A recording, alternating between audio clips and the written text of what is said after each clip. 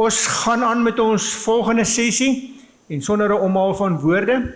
Ons het vir Thuli Madonsela, wat aan ons almal bekend is, genooi om vanmiddag ook ons eerste buitespreker te wees, wat vir ons inlei ook in die hele gedagte van wysheid. Ons hoor ook 'n stem van nie kerk, van buite die kerk. Thuli kan ongelukkig weens onvoorsiene omstandighede nie persoonlik hier wees nie, maar sy het gereël dat sy alreeds op die lug is, so sy kan hoor en sien wat hier by ons gebeur. Sy gaan vir ons die lesing aanbied. Daarna, soos jy sien in die sakelys, gaan daar tafelgesprek wees oor wat sy sê, en dan gaan ons 'n klompie minute hê vir vir gesprek met haar. Ons het ook gereël met ons klankspan, dis moontlik dat sy die vrae direk kan hoor en ook direk kan antwoord. So u gaan vry wees om met die vraetydsessie ook aan haar persoonlik vrae te vra. En sonder omhaal van woorde gaan ek vir Bernice Serfontein vra, die dominee van Waterkloof, om vir Thuli dan aan ons bekend te stel. Dankie Bernice.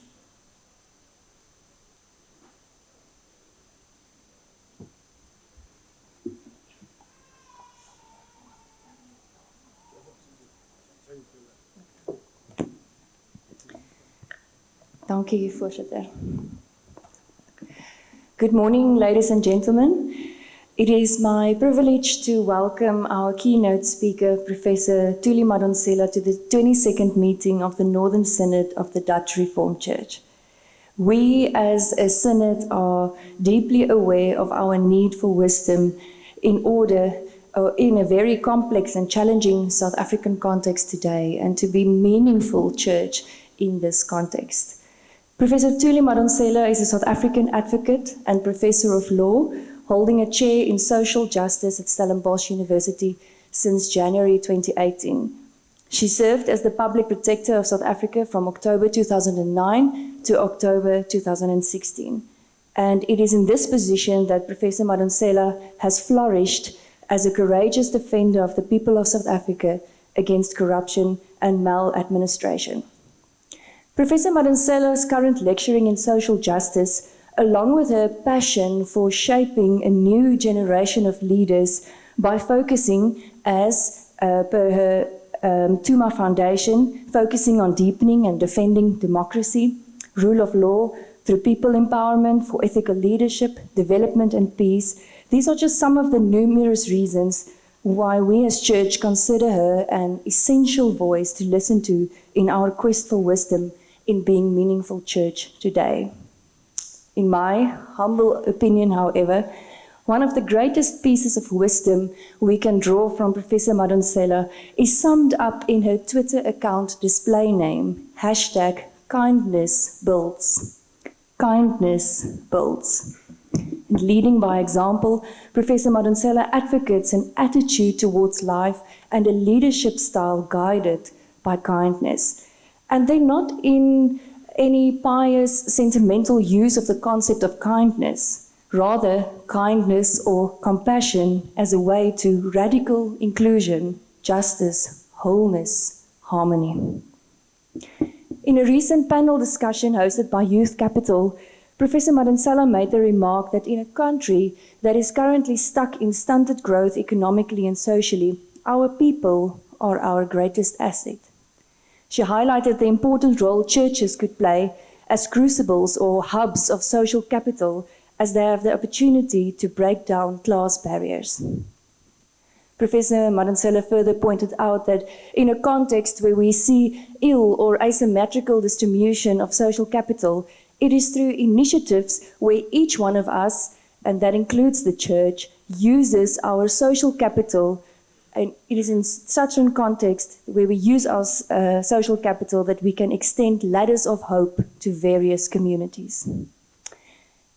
Professor Madonsela, it is in recognition of your leaning with kindness, your steadfastness and integrity in seeking out corruption wherever it is to be found, and your devotion to ethical leadership, that we take great pleasure in listening to you as you lead us in thorough reflection on the church's role in this time, and important, how we can effectively use our social capital to build ladders of hope in the various communities that we serve in our congregations.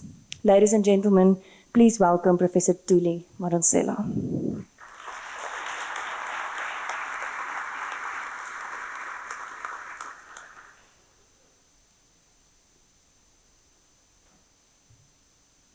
Thank you. What a huge honor and privilege to join this esteemed gathering of the Synod of the Dutch Reformed Church. It is rare to get an opportunity to speak to faith leaders when you're not yourself a faith leader. But thinking about the history of our country, it's one of those occasions you would never have thought would happen in our lifetime. Yet it was the church community that has always thought that it is possible for us as human beings to find solutions to live together. I once went to a place in Sweden where they had a banner that was asking us, how on earth can we live together? And underneath that banner, it then said, we already do live together. The issue is, how do we live together in harmony and for mutual benefit? I was pleased when you asked me to speak on wisdom at a time like this, or in a time like this. It just reminded me of the fact that the one area I have devoted my life to, as our colleague Lauren has said, is the area of social justice. But what is little known is that social justice is an invention of the faith community. What is also less known is how many people have been lifted from unfortunate or disadvantaged circumstances of birth by the faith community. And I speak to you as somebody who was brought up as a Seventh-day Adventist. And when it was said it takes a village to raise a church, it takes a village to raise a child, my community took that very seriously. We meet today seeking wisdom in a world that is crying for ethical and just leadership. And as I said, it's not the first time that the world is crying for ethical and just leadership. We are also told that we live in a VUCA world, a world that is volatile, uncertain, complex, and ambiguous. So as faith leaders, it might really help to reflect on what happened between 1840 and 1843, when Catholic Jesuit priest Luigi Taparelli coined the concept of social justice. You must agree with me that the world was equally volatile at the time. There was a lot of uncertainty, complexity, and ambiguity, because the world had just witnessed the French Revolution. And there were ructions all over the world about how do we evenly spread the benefits of living together and the burdens of living together. The rest of the world had just experienced the first industrial revolution.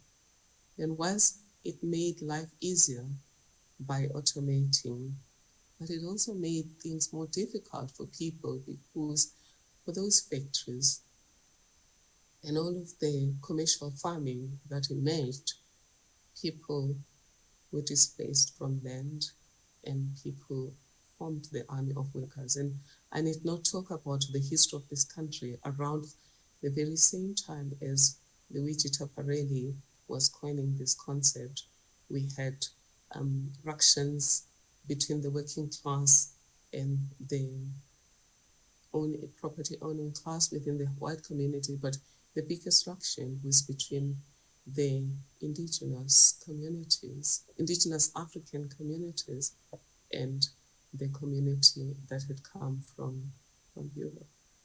So I want to say it was always volatile, uncertain, complex, and ambiguous. But how people were able to move through those, and we sit here in a much better world, I think, even though it has its own troubles, it is because there were leaders who built bridges of hope. And many of those leaders came from the faith community combined with the academic community. They put forth a different kind of ethics that are similar to the African concept of Ubuntu, which is about shared humanity, understanding that each person has humanity that can't be taken away from anybody. It can't be taken by anybody, and each person has human dignity. And it was based on that these leaders started thinking about, how do we make this real? How do we craft societies that had growing economies, but those economies were just economies? Almost like we're talking now about a just transition to green energy, but they were talking about everything being just. And they were working against a different group of people, those who believed in liberty, total liberty, which included liberty to oppress, what Luigi Tapparelli referred to as tyrannical liberty. And of course, beyond Tapparelli, who wrote around 1843, we then get to 1919, when the Treaty of Versailles was signed, with the understanding that the First World War happened because of governance challenges, primarily relating to social justice. I want, though, before we get into the complexities of what is social justice, to just look at South Africa. What is the challenge before us today if we compare it to the time when Luigi Tapparelli started talking about social justice? And we know that before him, there were still faith leaders like Thomas Aquino. And it said even the Pope himself at some stage entered the fray, even though he didn't use the term social justice, but just the whole issue of having a society that is founded on social justice. As a Christian, I want to believe that Jesus himself also believed in a society that was fair and just, despite him having lived in ancient society where even slavery was allowed. So what is the challenge before us, honorable leaders? I think we're living in a difficult time, not just in South Africa. There is a massive challenge to democracy. Every day, democracy seems to be pushed to justify itself. In 2017, for example, we met as women under the banner, Women Leading the Healing of the Divisions of the Past, and people spoke about where we are and how we could build better so that we could live harmoniously, sustainably, which is possible. If you think about countries like Sweden, which are countries of Vikings, they were warlike countries. They were rude to each other. There was inequality. And women were thrown into a well for the slightest of infringements, but they consciously made a decision to become a better society for everyone.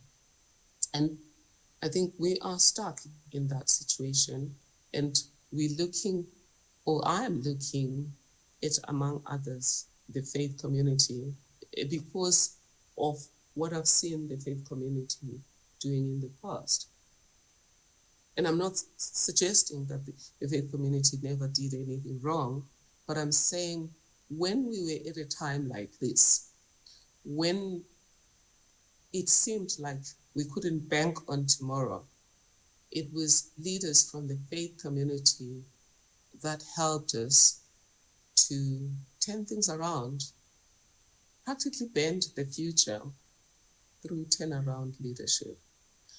One of the leaders who led without a title when there were concerns about living together, similar to our democracy crisis, was James Patrick Kinney.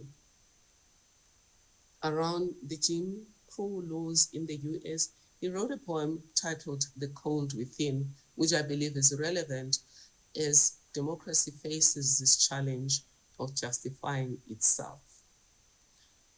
And James Patrick Kinney wrote a poem, The Cold Within. It's six people in one room. And in this room, a fire is dying, and it's cold. Each one has a log that they can use to revive the fire. And each one of them has a conversation in their head. And they see somebody in the room who they believe does not deserve the log. And they don't use the log. And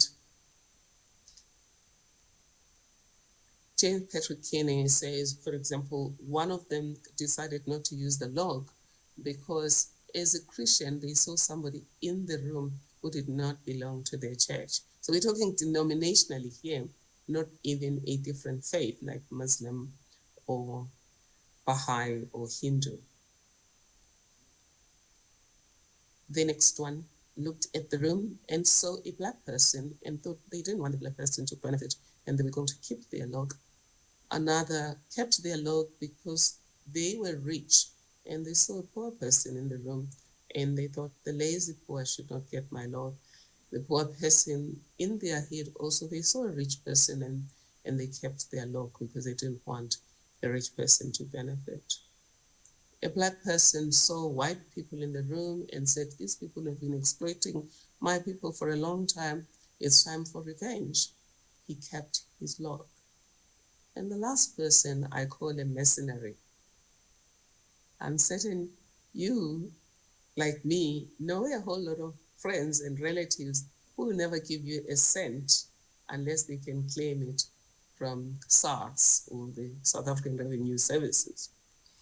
So there was a man in this room who looked at these fallen fellows and thought they would not repay him, and the best thing was to keep his log, which he proceeded to keep. And James Patrick Kinney observes that as they were dead and their hands still holding onto their logs was a sign of their sin. And he says they did not die from the cold without. They died from the cold within. And thanks to people such as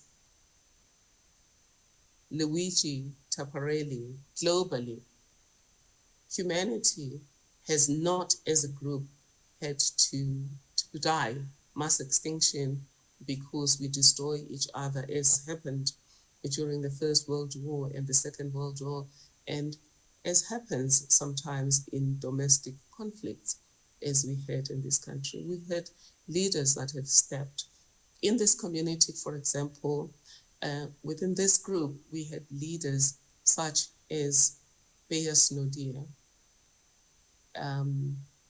who at a time when broader South Africa thought that survival against the African majority that had greater numbers meant it was better to dominate them and therefore have economic and social control.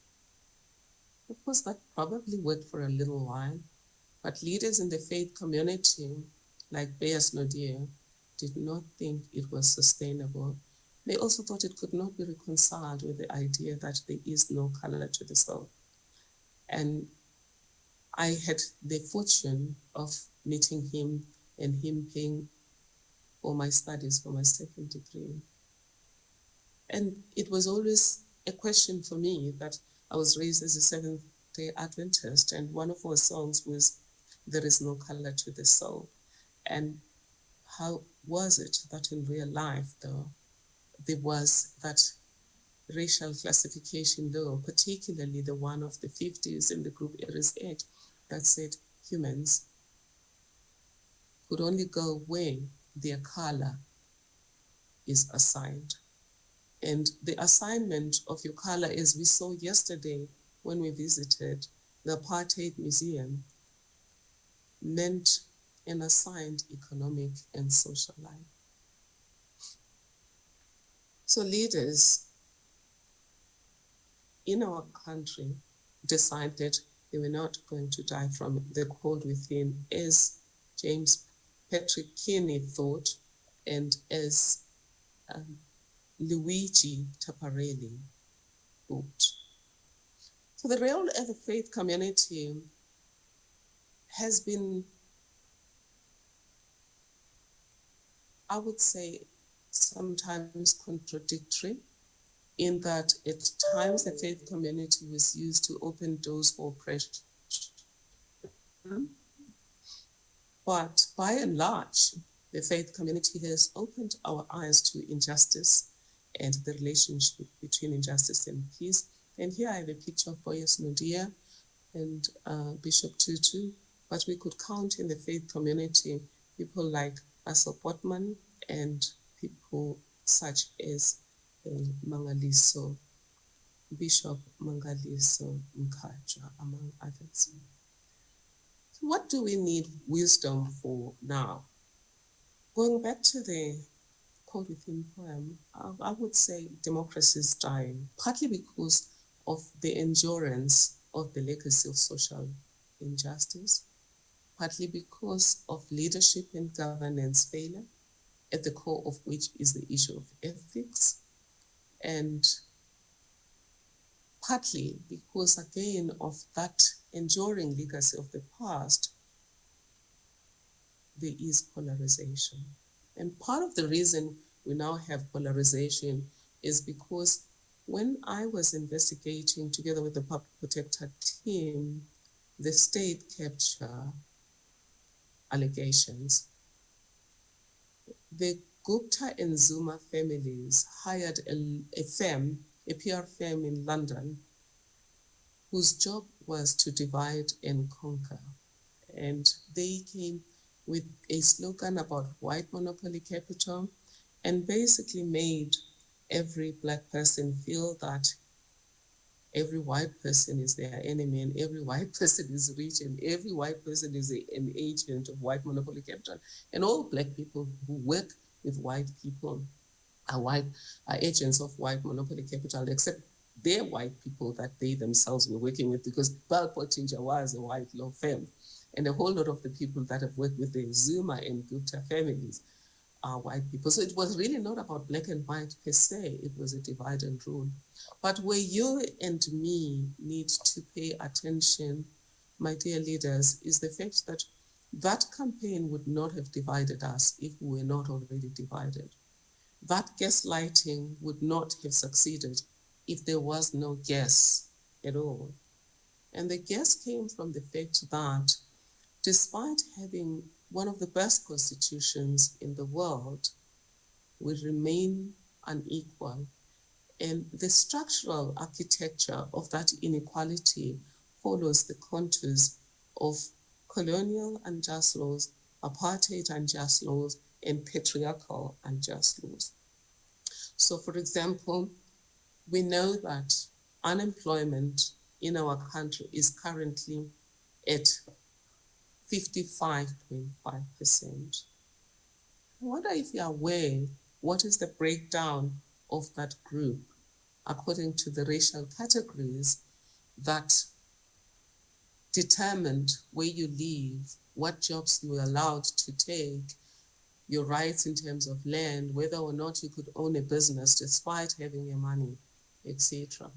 I don't wonder if you have an idea of what are the parallels between those laws and the social structure that we continue to have. What we note from Statistics South Africa is that from that 55%, among those classified as white,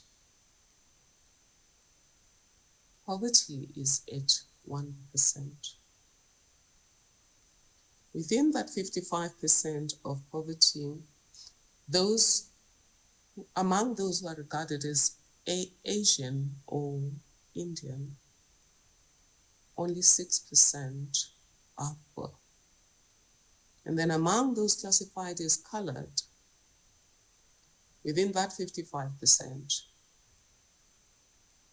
poverty is at 40%. And among those classified by law as African, which is the indigenous African population, within that 55%, the number among those classified by law as African is 64.2%.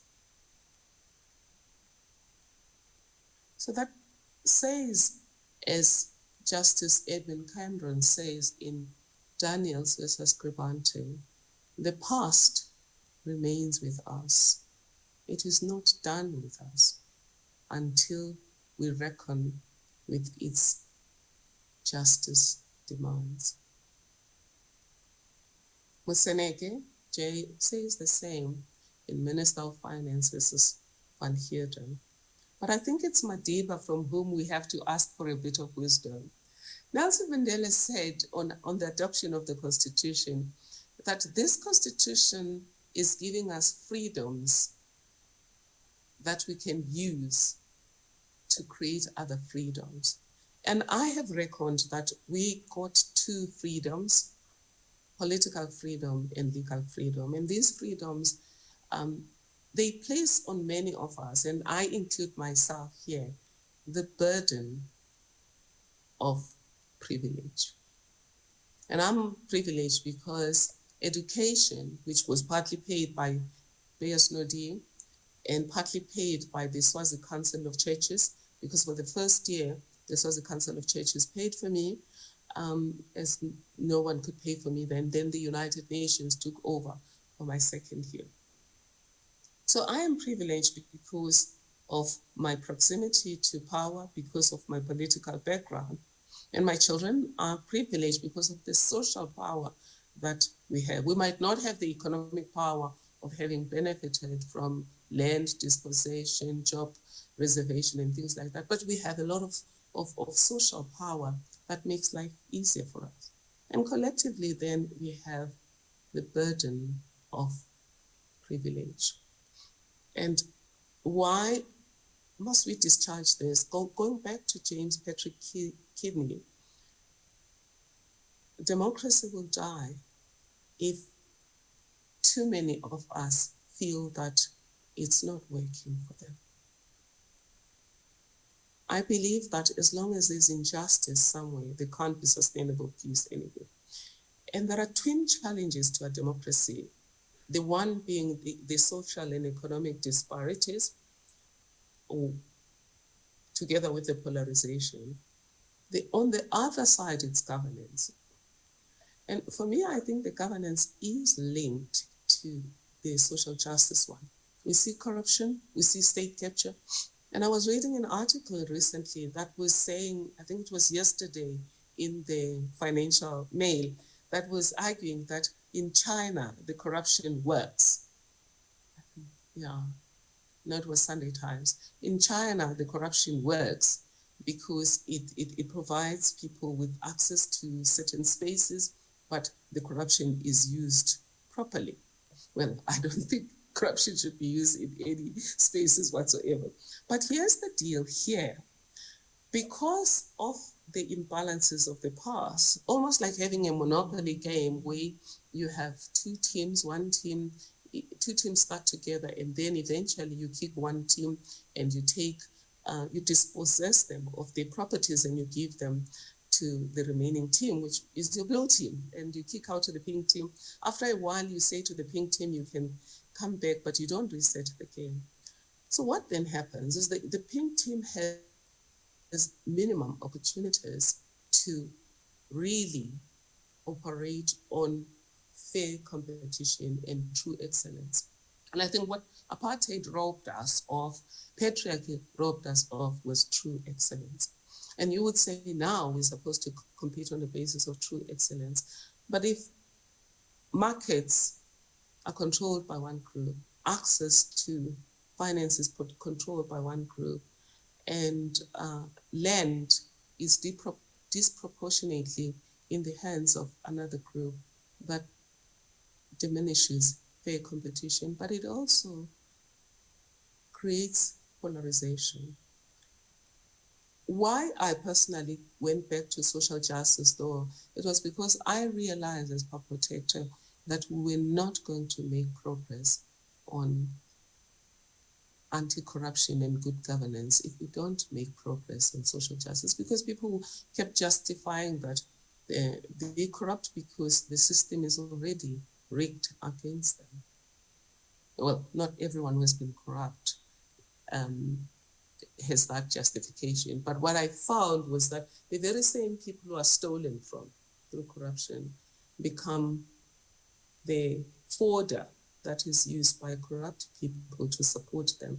But all they are able to do is to show the disparities, to show who lives on one side of the freeway and who lives on the other side. What do the houses look like on one side of the freeway, and what do the houses look like on the other side? And just generally saying we were trying to redistribute and this is what went wrong. And I don't agree with that view. What I'm saying though is that's the guess.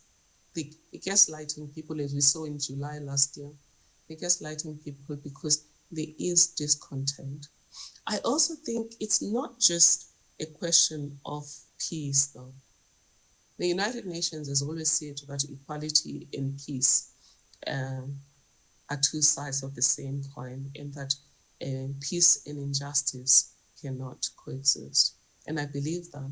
But part of the reason we need to restructure our society the best we can is the African saying that if you want success for a year, plant crops. If you want success for 10 years or so, plant trees. If you want enduring success 100 years and beyond, invest in people. And we've seen that during COVID-19, that societies that invested in people did better. Not only were they resilient, they were also less vulnerable, because resilience is if you fall, you can rise faster, but less vulnerable means you don't fall altogether. So that's something we have to think about.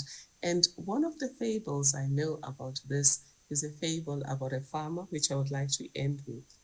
And I have named this farmer Farmer Brown because I couldn't remember what he was told. But you will probably remember there was Farmer Brown in South Africa at some stage. So this farmer was asked by journalists, why are you succeeding year after year in winning this farming competition? And he said, oh, it's easy. I give my best seeds to all of my neighboring farmers. And the journalist said, but why would you do that? They are your competition. And this farmer said, well, yes, they are my competition, but they're also part of my ecosystem. The birds, the winds, and the bees know no boundaries. When they cross-pollinate, they take their pollen and throw it over my crops. And if their crops are weak, that cross-pollination weakens my seeds. And we see this when there's a neighborhood where one is shacks on the other side of the road and the other one is good homes. security is a challenge, property rights are a bit of a challenge, or property values are a challenge, but just generally, the country is a challenge. So this farmer felt that if he helped others, not only does he rise because of true excellence, but he rises together with others, which takes us to one person from the Christian community who also believed that when we rise, we should rise with others. That was Charlotte Maxeke. And those who know her, you will recall that she operated across faiths, and she just truly believed in the humanity of everyone, and she was able to work within those spaces. So what is the challenge? The wisdom we need is to transcend divisions, but also to transcend the inability to grapple with the legacy of our past. And lastly, to transcend the choosing of leaders based on our grievances about the past and based on popularity, and choose leaders to lead our democracy who believe in the humanity of everyone, who believe in our great constitution, and who are willing to help this country realize its true potential. Everywhere you go, I've just been to England, people believe that we have a great country. They believe we've got great people. And of course, talking about our environment, although we have climate change challenges that, like everyone else, that we must respond to, but we have a great environment. In other words, we have everything good cut for us. All we need to do is to remember that the question is not how on earth can we live together? The question is, how do we do so harmoniously? And we can't do so harmoniously if we don't operate with the right ethics that include inclusiveness and Ubuntu, or embracing the humanity of everyone. We can't live together if we don't always operate on a purpose-driven approach, and that purpose being informed by the Constitution. We also cannot move forward together if we're not always conscious of the impact of our actions, what we say to each other, what we do with each other, where we invest, where we don't invest. But ultimately, we will not be able to live together harmoniously if we do not choose leaders and be leaders that are committed to serve everyone. And just lastly, one of my colleagues, Prof.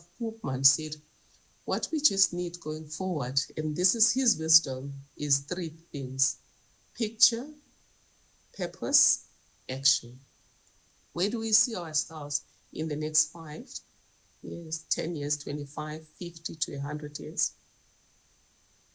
That's the picture. And that picture should be aligned to the South Africa envisaged in the Constitution, which is a South Africa that is founded on social justice, democratic values, and fundamental human rights, where everyone's potential is freed and every citizen's life is improved, where the state operates ethically and democratically. And then after that perfect picture, we need to be very clear, what are the principles of going there? And our constitutional courts have said social justice is one of our principles, and that Ubuntu, which embraces the humanity of everyone, is one of our principles. But of course, ethics, which includes anti-corruption. And of course, Section 195 has very clear principles of governance. And then the last one is action. That, a plan backed by action. That we can have a great picture of vision. We can have great principles like we do in the Constitution. But if we don't act in alignment with those principles and the shared picture of where we want to go, then we'll be stuck in this place that nobody likes. But I know here I'm preaching to the choir, dear leaders. I know that you have included my conversation with you in this space because you already are thinking about, where do we go now? We love this country. We love our lives, we love our children, we love our children's children, and we're taking responsibility for improving things now and improving them in the future. And ultimately, every generation has an opportunity to determine what is the most pressing challenge of its time and to deal with that challenge as best as it can.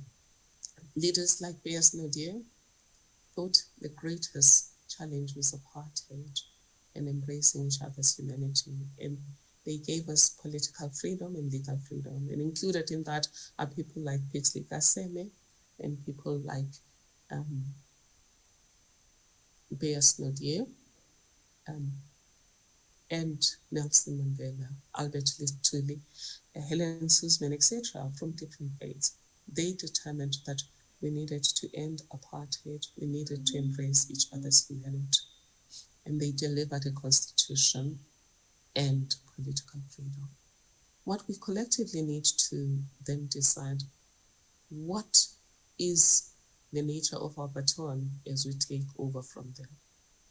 And my sense is we listen to Nelson Mandela about accepting that we were given freedom so that we can use this freedom to obtain more freedoms. And of course, one of those freedoms is economic freedom from everyone.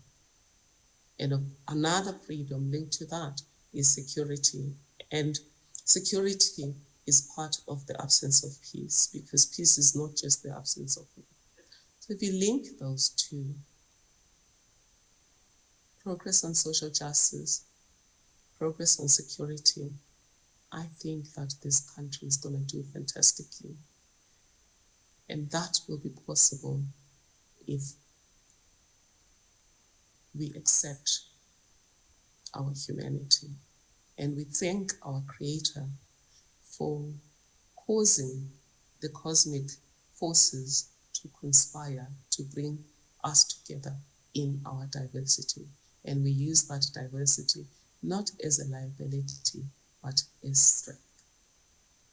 And of course, in moving forward with economic inclusion and social inclusion, we also have to make sure that we respect the environment, because without it, none of it matters. Thank you.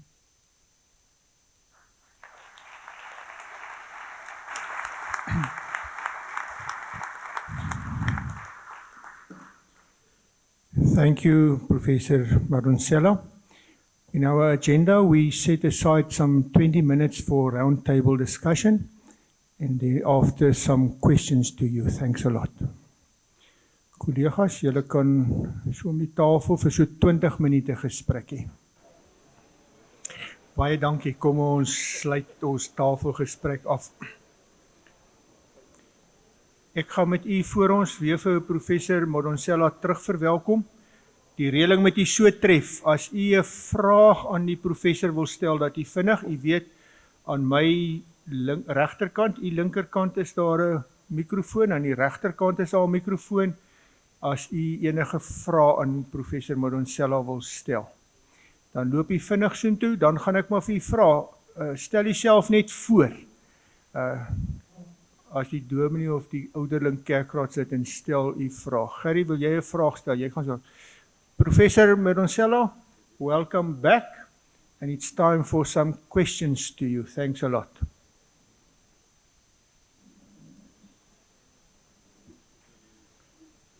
Professor Madonsela, my name is Gerrie Strydom from Pretoria. Thank you and much appreciation for your presentation this morning. I would just like to ask one thing. You mentioned that we need a sort of new breed of leaders that can do things differently than things have been done in the past. My question to you this morning is whether you believe that in the situation we have in South Africa and with the leaders that we have at the moment, which is not always what we want, but do you think it's at all practically possible to get a change where we have leaders, and how are we going to get them there that can be more or less in the line that you have explained to us this morning, which I agree with. But is it possible, and if, how are we going to get those leaders in the positions where we want them? Thank you.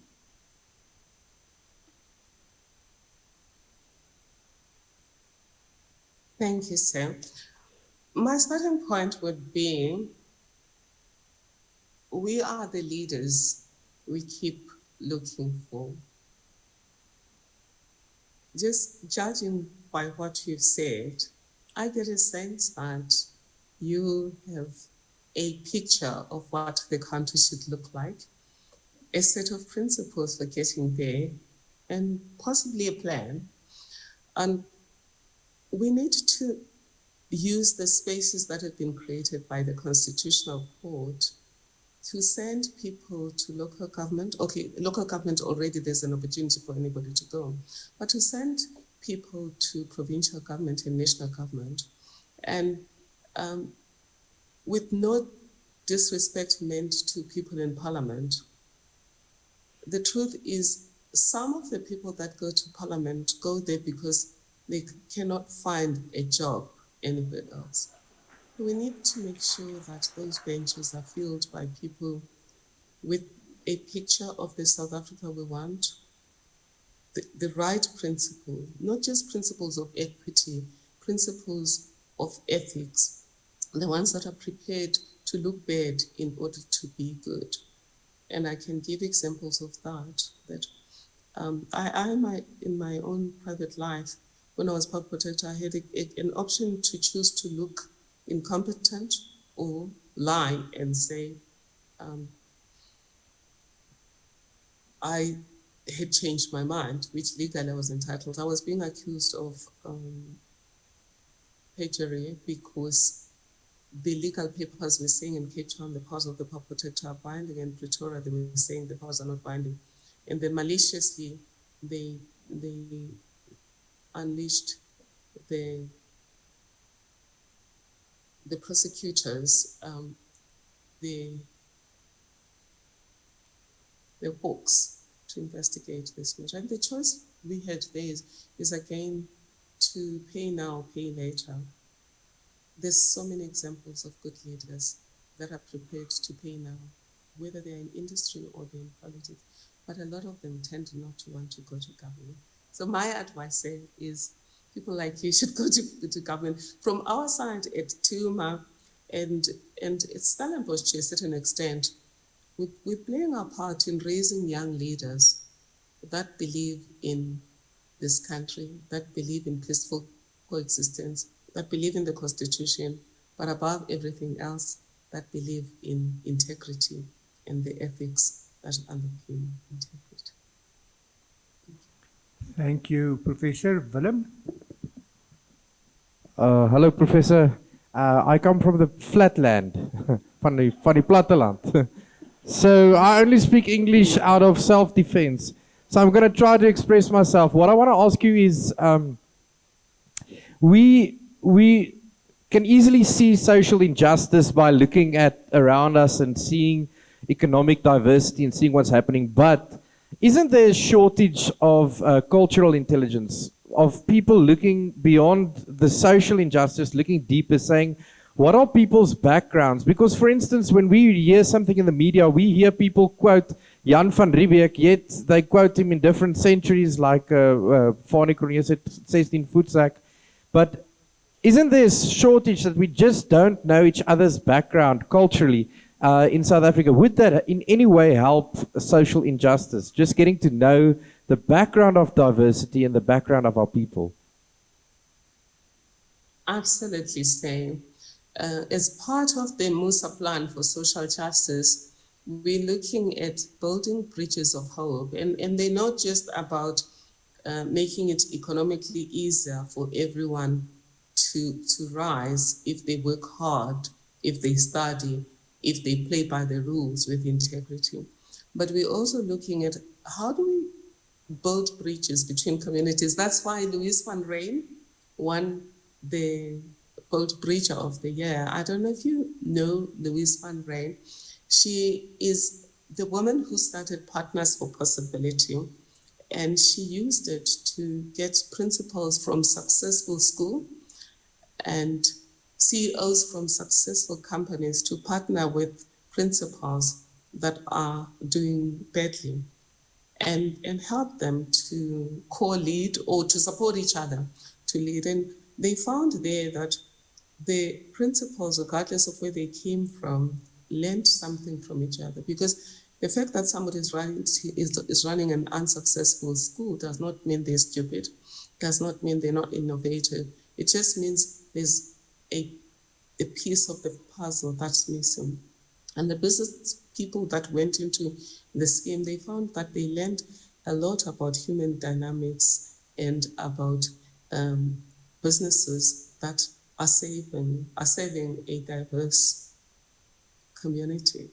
So yes, knowing each other is extremely important. And I think one of the poisons of the white monopoly capital campaign of the Zuma Gupta families has been to stigmatize every white person as a land thief and as a bad person. And I'm not saying, we come from a racist culture. And if I may quote Venter, who's written a book on reconciliation, he does say that how we have been raised in a culture that hierarchizes, that places a hierarchy on race. We then come with mental models where we hierarchize people.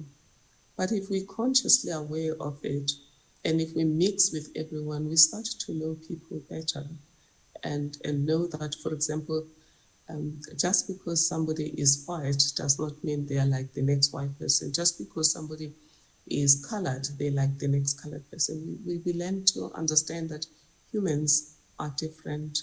And even when people have the same color, they don't always share the same values. But also that I honestly just think everyone is trying to do the best they can based on what they know. And these bridges across culture, they help us to understand that what we know is not all there is to be known. Thank you, Professor. There's still some time left for any questions or remarks.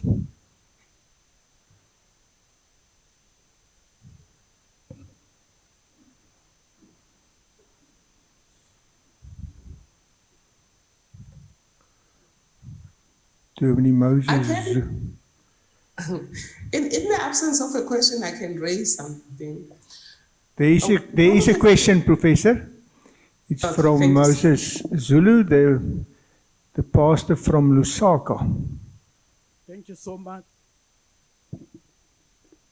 Thank you so much, Professor, for a wonderful exposition of our current situation in South Africa.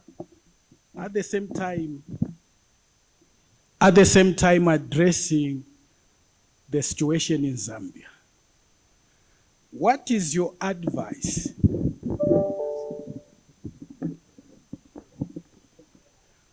What is your advice in a situation where the church is divided? Because we are living in a context where the voice of the church is questionable, because the church is torn apart. And the world at large, everyone is looking to the church to provide a guidance, advice.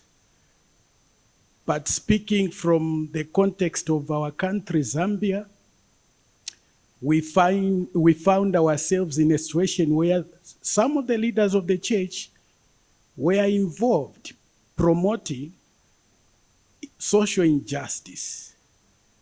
So what is the advice, more especially to the church sitting today, but even the churches that are not here? Thank you so much. Thank you, sir. I love the question because it's about looking in first in order to look out. One of the things that I have learned is that leaders should acknowledge what happened in the past, but not nail yourself on the cross for what happened, because there's already been Jesus who was nailed on the cross. And this, I don't mean it really flippantly, biblically. A lot of psychologists and neuroscientists say that if we shame ourselves, and we discussed this at the restitution conference, if we shame ourselves, we're least likely to change. But if we take responsibility and confront ourselves, then we can transcend. Alexander Frenter is the fellow I spoke about. He writes a book about where he came from. And one of the stories he tells is about being a boy or a young fellow, not knowing a different world other than the one he had been raised to believe in. And as a child, he tells a story of one moment when his mom asked him to go and give tea to the African garden. And the mom said to him, pour sugar for him because they use too much sugar. So that's already suggesting that they all are like these people, whoever these people are. The second thing was he gave this old man tea in a tin, a jam tin that had been cut. The third thing that happened in that moment was that he goes to this man who's old enough to be his grandfather. He says to him, boy, here's your tea. And this is during apartheid, where a white person of any age can call a black person of any age boy or girl.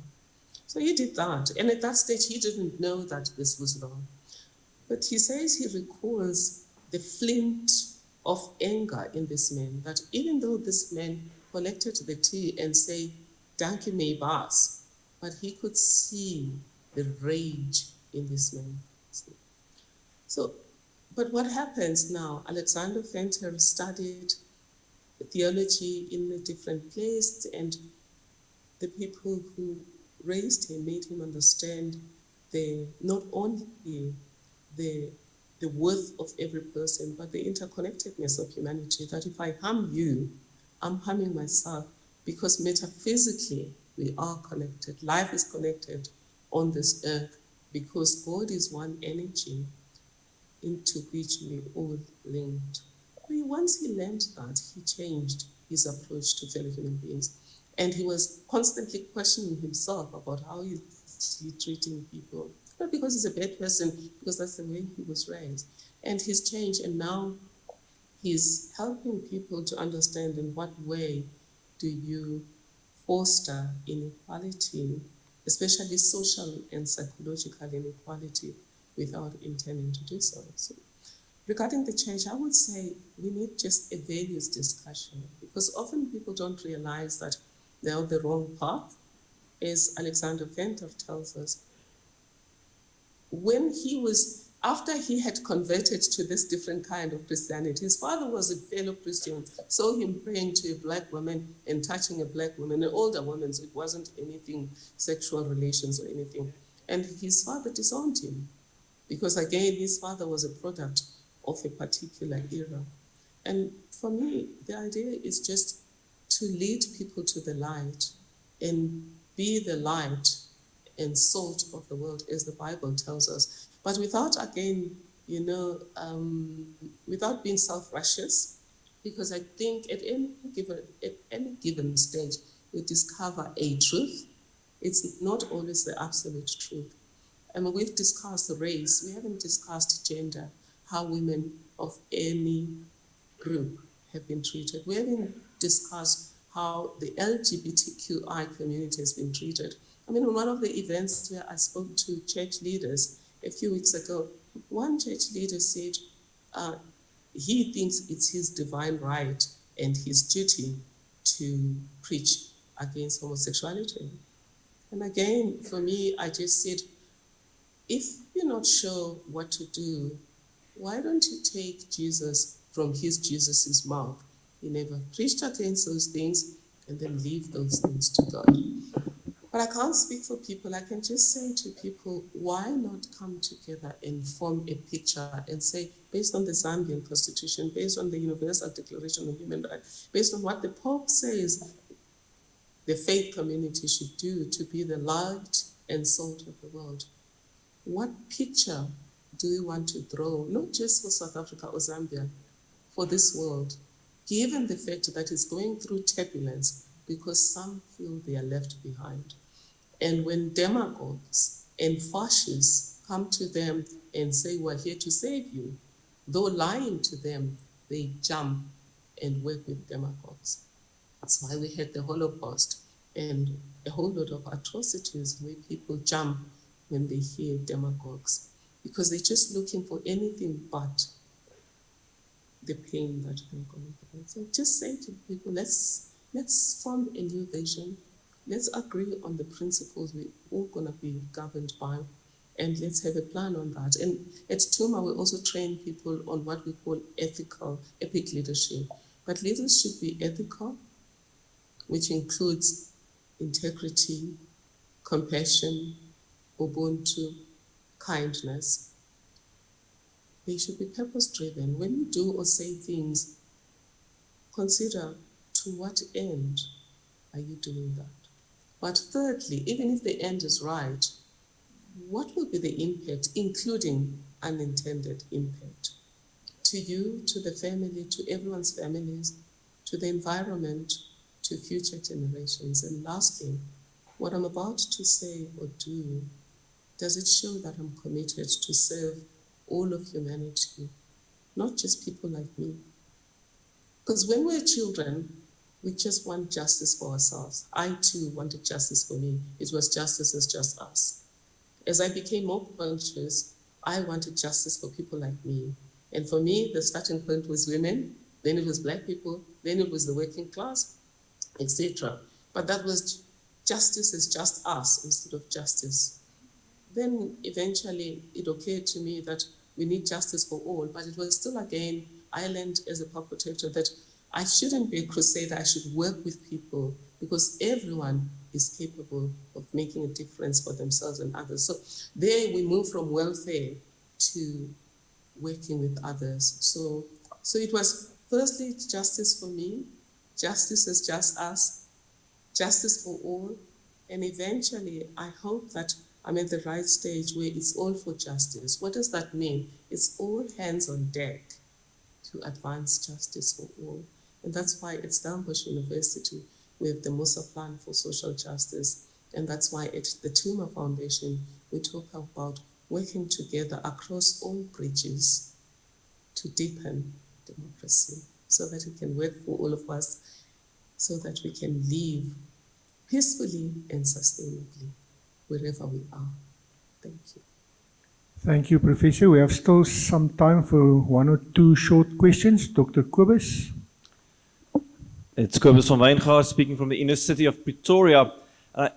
Professor Madonsela, if I may, I want to ask whether we can tease out that language of the picture a little bit more. When you speak about Beyers no Deer and passing on the baton, it feels a little bit daunting. Most of us will probably not play any role on national level. We represent local faith communities, mostly small faith communities, maybe 100 people, maybe 200 people. That would even be a lot gathering. How would you picture the local faith community within this vision that you shared? What would it have to look like 20 years from now, 30 years from now? The local faith community, what should it look like? What should it do in order to assist in realizing the vision that you have put forward to us today? Thank you. Thank you, Say, and I love to end with that. Firstly, I cannot say what any community, Dr. Kobus, must dream for itself. In fact, as part of our enterprising communities, we ask each community to dream for itself. But what I can say, though, that whatever picture the community draws for itself, it should be influenced by at least 2 documents, maybe 3, if you are in the faith community.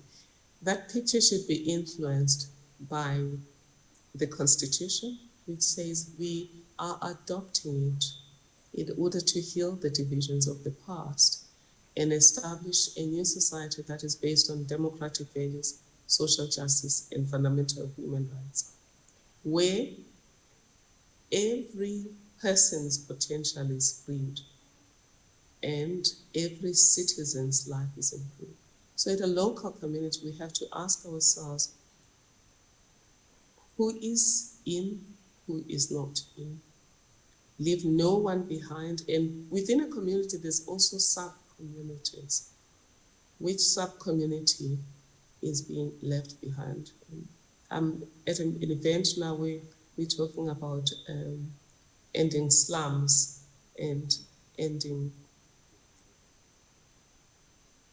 indecent lives or terrible lives, deplorable lives in informal settlements. So it's a small community. That could be a starting point to say, what do we look like in terms of everyone's life is improved and everyone's potential is improved? How do we relate to each other? Does everybody feel like they belong in this community? Or do others feel like they're Cinderellas, like the men in Alexander Fenton's story? That's the starting. Then the question would be, then the second thing, what is the log in your hand? Which is the story in James Patrick Kinney. By the way, James Patrick Kinney was a middle-class, young Protestant man who just was concerned about what was happening in America in terms of racial division. And he thought that was unsustainable. So everyone has to look at, what log do I have? Maybe my log is building bridges through facilitating conversations, as Open Seat is doing at the moment together with the Tuma Foundation. They're encouraging people to sit and share a meal across cultures. Of course, you have to ensure that they do some kind of security check of everyone, but just to share a meal, to discover each other's humanity. And so that could be the log you have. Or the log would you have could be a business that brings people to paint schools in the area, but working together. No one group is just coming there to deliver soup. Maybe you cook soup together, like the Prince Albert Trust. It moved away from having historically privileged communities going to historically dispossessed communities and giving them soup. And the Prince Albert Trust, they decided to train the people from the historically dispossessed community in how to make soup. And they've even graduated now to have a little restaurant. So they work together. What does that do? It also communicates that the fact that people are poor does not mean that they are lazy or they don't have the ability to do certain things. Some of the people that are poor, I have noticed, are graduates. One of my colleagues at Stellenbosch University told us when we had one of our social justice cafes that she has a master's degree, but she had to queue with 150 rand because unemployment, I told you the figures on poverty. I didn't tell you about unemployment. It's one of the highest in the world at 35%. So one of the things you could do is help people to start their own businesses and move them to markets. Again, at a local level, Jean Red Mombeck, who runs Visit Stellenbosch, discovered during COVID-19 that a lot of the women were working as domestic workers and as workers in the local hotels and local shops had been laid off during COVID.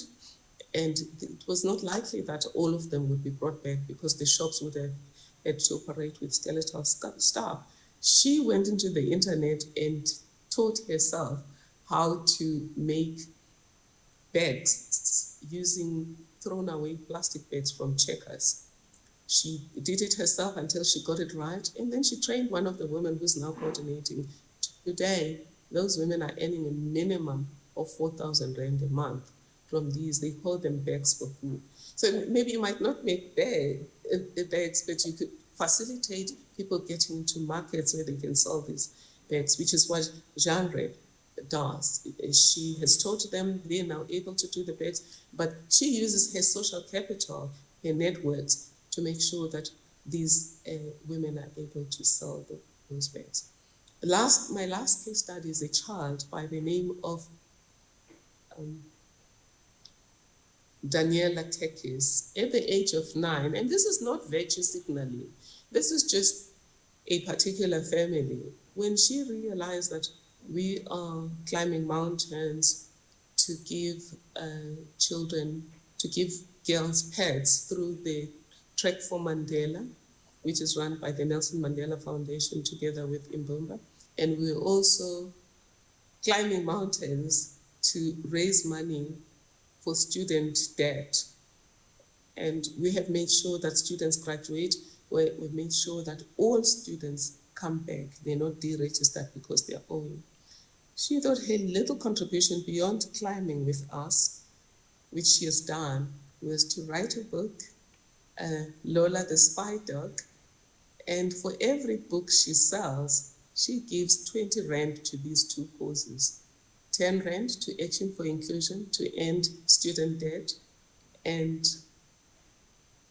10 Rand to Caring for Girls under Trek for Mandela. So those are some of the things you can do. And then one family, I think they are Kingdom, husband and wife, they built tracks in Idas Valley. Idas Valley has a mountain next to it, but because of historical disadvantage and how people were sort of subjected, if I use the language of my former colleague, Professor Sampi Teblanche, sort of learned helplessness. They didn't know how to do treks. He helped them to cut those trails at Idas Valley.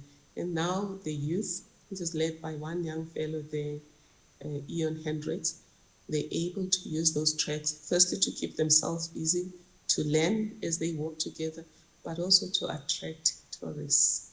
There's a whole spectrum, but it starts with, firstly for me, I would just say respect for each other's humanity, kindness, and lastly, just understanding our shared humanity, and that if we rise and rise together, we will rise high and will rise sustainably. Thank you, Professor. We are past our time for questions and answers, but I will allow one more question. And that is from one of our guest speakers, Professor Jannie Rousseau. Thank you, Jannie. Thank you very much, Chair. Good afternoon, Professor Madonsela. It is clear to us, Professor Madonsela, that South Africa needs ethical leadership. You are an ethical leader.